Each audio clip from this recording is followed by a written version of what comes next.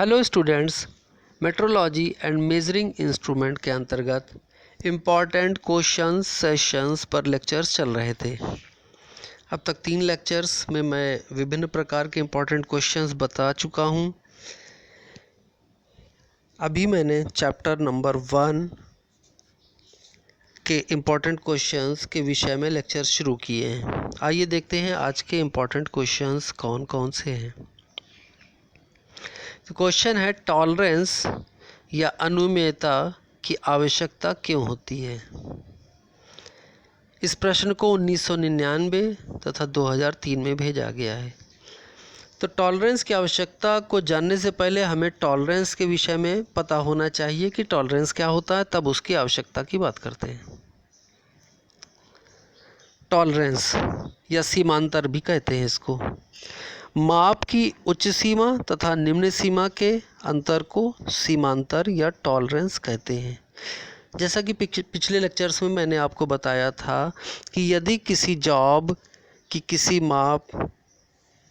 माप में बनाना है तो किसी भी मैन्युफैक्चरिंग प्रोसेस के द्वारा उस जॉब को उस एक्चुअल माप के बराबर नहीं बनाया जा सकता।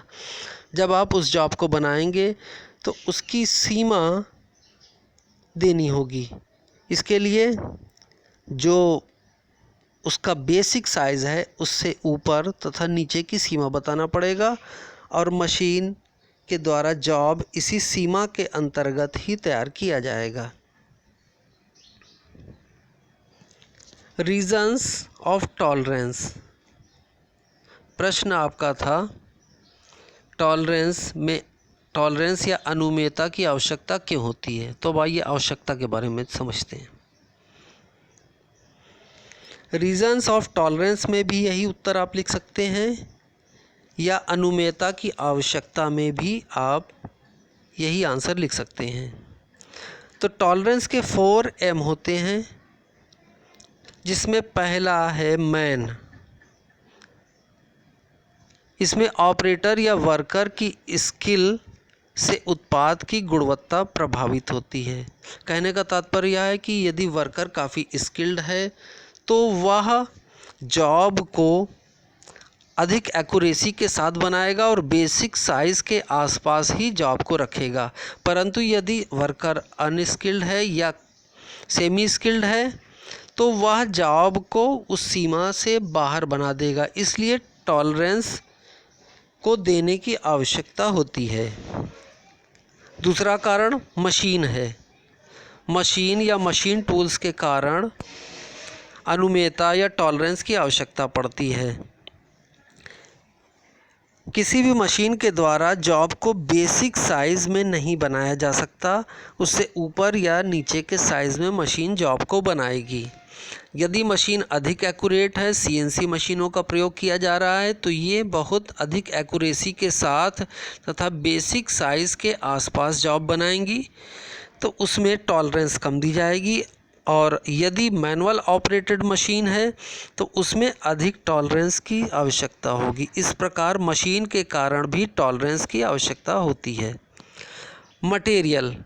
मटेरियल के कारण या रॉ मटेरियल की गुणवत्ता के कारण भी टॉलरेंस की आवश्यकता पड़ती है। यदि रॉ मटेरियल की गुणवत्ता अच्छी नहीं है तो कटिंग करते समय कभी कटिंग टूल वर्क मटेरियल के अंदर ज़्यादा धंस जाएगा तथा मटेरियल हार्ड आ जाने पर यह कटिंग टूल बाहर निकल आएगा और कम कटिंग करेगा। इस प्रकार जो हमारा जॉब बनेगा उसकी डायमेंशन एक्यूरेट नहीं होगी। इस कारण से भी टॉलरेंस देने की आवश्यकता पड़ती है। चौथा एम है मेथड, अर्थात मशीन में हम किस ऑपरेशन का प्रयोग कर रहे हैं या जॉब की सेटिंग किस प्रकार की जा रही है और मेजरिंग इंस्ट्रूमेंट कौन कौन से प्रयोग किए जा रहे हैं, इनके कारण भी टॉलरेंस देने की आवश्यकता होती है। यदि मशीन ऑपरेशन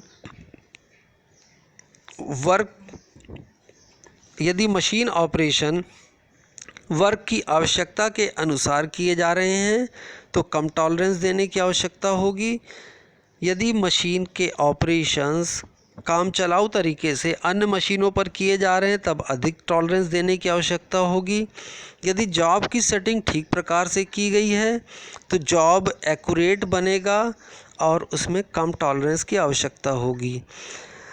यदि हम measuring instruments, precision measuring instruments use कर रहे हैं तो ये अधिक शुद्धता के साथ माप करेंगे।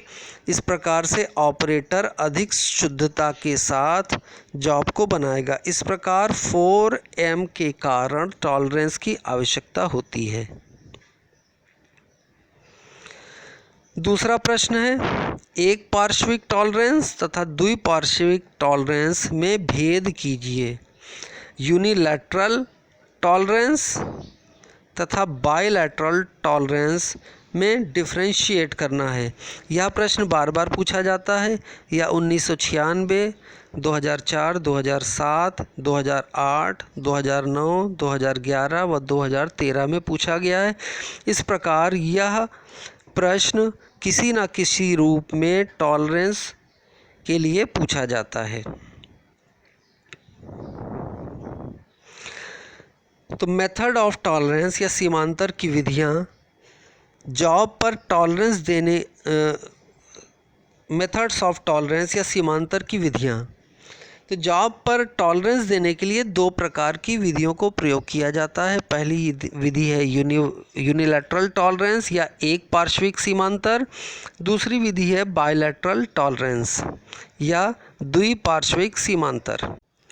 यूनिलैटरल टॉलरेंस, इसमें कंपोनेंट की किसी बेसिक साइज़ के एक ही और टॉलरेंस दी जाती है। कहने का तात्पर्य है कि यदि जॉब की बेसिक साइज़ 15 mm है तो एक ही और टॉलरेंस देने का मतलब या तो 15 mm के ऊपर ही मैक्सिमम लिमिट तथा मिनिमम लिमिट बताई जाएगी या तो 15 mm के नीचे ही दोनों मैक्सिमम तथा मिनिमम लिमिट बताई जाएगी। आइए इसको एक एग्जाम्पल से हम समझते हैं। माना किसी मूल माप या बेसिक साइज़ 15 mm की है। इसमें मैक्सिमम लिमिट 15.015 मिलीमीटर तथा मिनिमम लिमिट 15.005 mm दी गई है। तो tolerance is equal to maximum limit minus minimum limit. Maximum limit से मिनिमम लिमिट को घटाने पर हमें टॉलरेंस 0.010 mm प्राप्त होता है। यह ध्यान रखने योग्य है कि टॉलरेंस सदैव पॉजिटिव ही होती है। तो आइए इस प्रकार हम देखते हैं, मैक्सिमम टॉलरेंस या उच्च सीमांतर is equal to maximum limit minus basic size. Basic size से मैक्सिमम लिमिट को मैक्सिमम लिमिट से बेसिक साइज़ को हम घटाते हैं तो हमें मैक्सिमम टॉलरेंस प्राप्त होती है। तो इस प्रकार 15.015 जो मैक्सिमम लिमिट थी, इसमें से बेसिक साइज़ को घटाने पर हमको प्लस 0.015 mm मैक्सिमम टॉलरेंस प्राप्त हुई। इसी प्रकार मिनिमम टॉलरेंस निकालने के लिए मिनिमम लिमिट में से बेसिक साइज़ को घटाते हैं और इस प्रकार हमको मिनिमम टॉलरेंस प्लस 0.005 mm प्राप्त हुई। अगर हम जॉब पर देखें तो जॉब पर यदि हमें 15 mm का होल बेसिक साइज़ का होल करना था तो 15 mm बेसिक साइज़ को इस प्रकार 15.00 लिखा जाएगा। इसके ऊपर हम प्लस में 0.015 मैक्सिमम टॉलरेंस तथा उसके नीचे 0.005 मिनिमम टॉलरेंस लिखते हैं। यहाँ पर बेसिक साइज़ के लेटर्स बड़े में लिखे जाते हैं जबकि मैक्सिमम तथा मिनिमम टॉलरेंस के लेटर उससे छोटे होते हैं। प्लस चिन्ह यह दर्शाता है कि यह यूनिलैटरल टॉलरेंस है और दोनों टॉलरेंस इस 15 mm के ऊपर ही दी गई है। अर्थात जॉब 15 mm से या तो 15 mm में 0.015 जोड़ने पर इसकी उच्च मैक्सिमम साइज़ प्राप्त होगी, या 15 mm में हमें 0.005 जोड़ने पर इसकी मिनिमम साइज़ प्राप्त होगी। इन दोनों साइज़ों के बीच ही इस जॉब को बनना चाहिए, तभी वह एक्सेप्टेबल होगा। इसको यहाँ पर हम इस प्रकार से भी समझ सकते हैं। यहाँ पर नीचे बेसिक साइज़ दिखाया गया है, 15.000 के ऊपर मैक्सिमम टॉलरेंस तथा मिनिमम टॉलरेंस को इस प्रकार लिखा गया है। तो इसको इस प्रकार से हम समझ सकते हैं, यदि बेसिक साइज़ को इस मोटी लाइन से दिखाया गया है तो मिनिमम लिमिट जो कि नीचे वाली लाइन, बीच वाली लाइन प्रदर्शित हो रही है, जबकि मैक्सिमम लिमिट ऊपर की लाइन के द्वारा प्रदर्शित किया जा रहा है। तो जॉब हमारा 15 mm से मिनिमम लिमिट के बीच का बन सकता है, या जॉब हमारा 15 mm से मैक्सिमम लिमिट के बीच का ही बन सकता है, तभी वह एक्सेप्टेबल होगा। अब दूसरे एग्जाम्पल में हम देखते हैं जिसमें कि टॉलरेंस यूनिलैटरल है, परंतु इसमें सीमा बेसिक साइज से नीचे ली गई है। सब कुछ उसी प्रकार से है। आइए इसको देखते हैं। माना किसी कंपोनेंट की कोई बेसिक साइज़ अब 15.00 mm है तथा उसकी मैक्सिमम लिमिट 14.090 है तथा मिनिमम लिमिट 14.070 है। तो यहाँ पर आप ध्यान दें तो बेसिक साइज़ 15 mm का है, जबकि इसकी मैक्सिमम लिमिट तथा मिनिमम लिमिट 15 mm से कम दिखाई गई है। इस प्रकार यह भी यूनिलैटरल टॉलरेंस की ही प्रॉब्लम है और यह टॉलरेंस इस बेसिक साइज़ से नीचे दी गई है। उपरोक्त बताए गए मेथड्स के अनुसार हम पुनः मैक्सिमम टॉलरेंस को निकालते हैं, जिसमें मैक्सिमम लिमिट से बेसिक साइज़ को घटाने पर हमें 0.91 mm प्राप्त होती है। इसी प्रकार मिनिमम टॉलरेंस को मिनिमम लिमिट से बेसिक साइज़ को घटाने पर प्राप्त होती है, जो कि हमें 0.930 प्राप्त होती है। अतः मूल माप पर बेसिक साइज़ पर सीमांतर या टॉलरेंस निम्न प्रकार प्रदर्शित की जाएगी। यहाँ पर जॉब का डायमीटर दिखाया गया है, जिसको 15.000 mm बेसिक साइज़ है।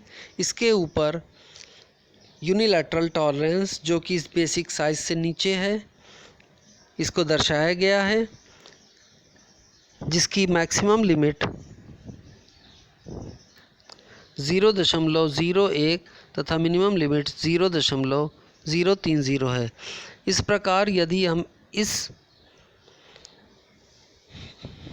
फिगर में देखें तो यदि बेसिक साइज़ को मोटी लाइन से दर्शाया जाए तो मिनिमम लिमिट अर्थात इसमें से हमें मिनिमम लिमिट घटाने पर यह बीच में एक लाइन प्राप्त होती है। तो हमारा जॉब बेसिक साइज़ तथा मिनिमम लिमिट के बीच बनना चाहिए, तब एक्सेप्टेबल होगा। इसी प्रकार बेसिक साइज़ से मैक्सिमम लिमिट घटाने पर जो हमें 14.07 प्राप्त होता है, तो हमारा जॉब बेसिक साइज़ से इस मिनिमम लिमिट के बीच का बनना चाहिए। Bilateral tolerance.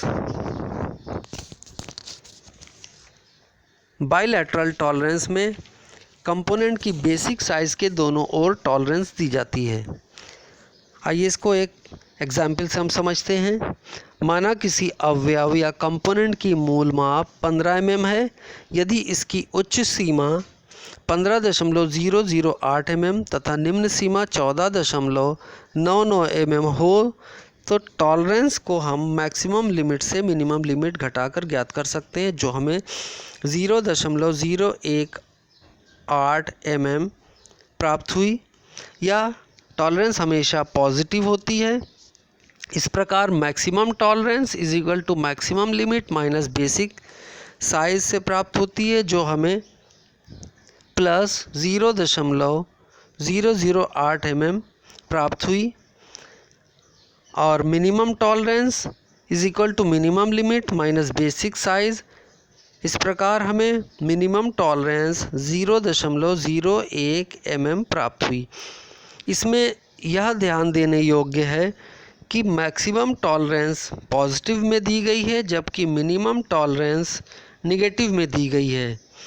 इस प्रकार एक टॉलरेंस बेसिक साइज से ऊपर है तथा दूसरी टॉलरेंस बेसिक साइज से नीचे है, इसलिए इस टॉलरेंस विधि को बाइलैटरल टॉलरेंस मेथड कहते हैं, जबकि पिछले यूनिलैटरल टॉलरेंस मेथड में बेसिक साइज के एक ही और टॉलरेंस दी गई थी। तो इस प्रकार हम इस टॉलरेंस को इस प्रकार प्रदर्शित करेंगे, जिसमें 15.00 mm बेसिक साइज़ है, इसको बड़े लेटर से लिखा जाएगा तथा इसके पीछे इससे थोड़ा ऊपर की ओर प्लस 0.008 मैक्सिमम टॉलरेंस तथा इससे नीचे थोड़ा छोटे लेटर में -0.01 मिनिमम टॉलरेंस को दर्शाया गया है। इस प्रकार अगर हम इसको इस फिगर के रूप में समझें तो बेसिक साइज़ जो हमारी 15.00 mm थी, ऑब्जेक्ट को मैक्सिमम लिमिट अर्थात 15.008 mm तक का बनाया जा सकता है और ऑब्जेक्ट को मिनिमम लिमिट के रूप में 14.990 साइज़ का बनाया जा सकता है।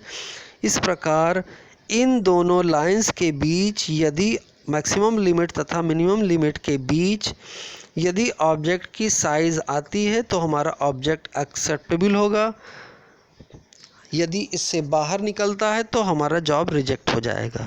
Thank you.